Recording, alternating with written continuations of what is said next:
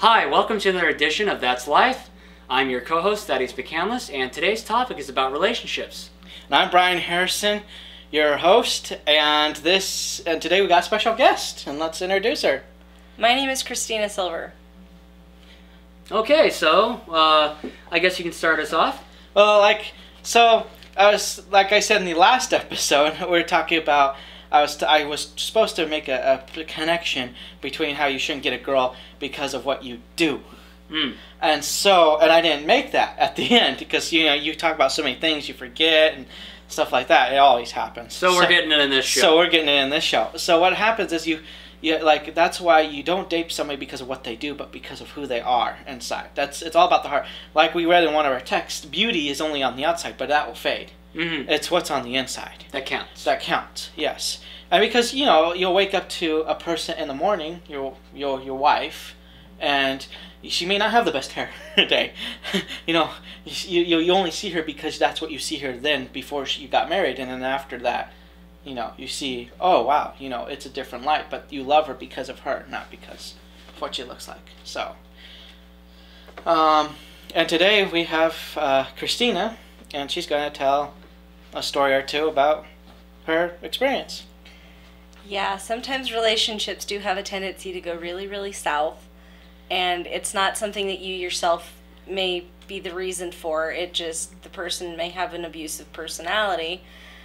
And for me, I had been in a relationship on and off for 4 years that was emotionally abusive. He would always try to manipulate me into doing things I didn't really want to do, and it was really hard every single time we'd break up and get back together, break up and get back together. It was really, really hard to get over him. But 2 years later, I'm now finding myself in a relationship that is very fulfilling, that I am extremely happy in. He definitely, I would say, brings out my mischievous side more than I realized I had. But taking a long trip definitely makes you find out just how much you can handle. And trying to go on a long drive, confined spaces, long drive definitely makes you realize if you can handle situations that are thrown in a long trip like that, you kind of find out whether or not you can be with the person. Yeah, and hopefully you're talking to them, not just putting them in a CD or a tape player for 12 hours. That's where compromise. Yeah. That's where compromise comes in. Yes. Yes. If you're willing to compromise on what CDs you're wanting to listen to in the car, and still converse in the middle of it, you're good. Mm-hmm.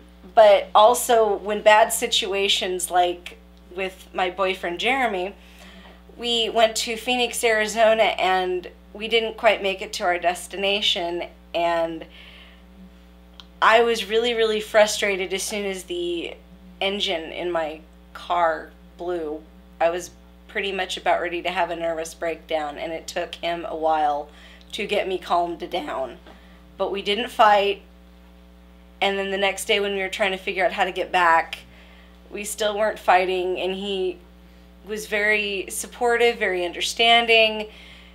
On the way back in a U-Haul, having to tow my car back, I was getting frustrated. We got home, I was really frustrated, but I told him it wasn't him, it was just the entire situation.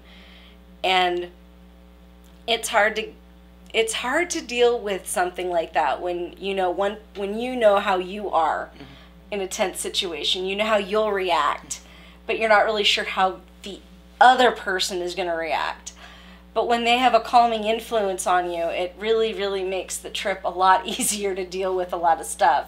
Especially if they keep bringing up things like calling your insurance agent, calling the tow truck, find out where you are and stuff that you don't even think of when you're kind of freaking out. Mm-hmm.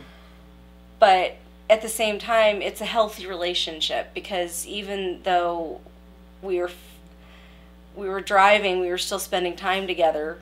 And it does help when you try to have a conversation, a deep conversation with the person, and slowly develop a friendship over time before you just jump right into a relationship. Yeah, And but the abusive part, I want to focus a little bit on that first, and then we're going to lead into that. But, you know, like, I've heard of other women saying, hey, you know, I do this not always because they want to. Now, you know, you got to respect other people, even though you're either, when you get into a relationship or you get married, you got to respect that other side. You know, because there's going to be times where you just don't want anything. You're tired, you know, just leave me alone type thing. And that's okay. But you also got to make sure you're not doing it in a, you know, you got to make sure, hey, you made your point known, but you're not, it's not that you don't love them, it's that, hey, you know, I'm still a person. Yeah, well, I think that's why some couples have like a day where it's their own day. They have time for themselves, and then they have time together. Yeah. So they have like a day in the week. They'll pick a day of the week and say, okay, this day is your day. You can go out with your friends and do whatever you need for yourself, and then they have that, you know, together time, which I think is important too. Well, I kind of disagree with just the separation day. The only reason why. This is the only reason why. This is the only reason why. Because let's say you're out with your friends.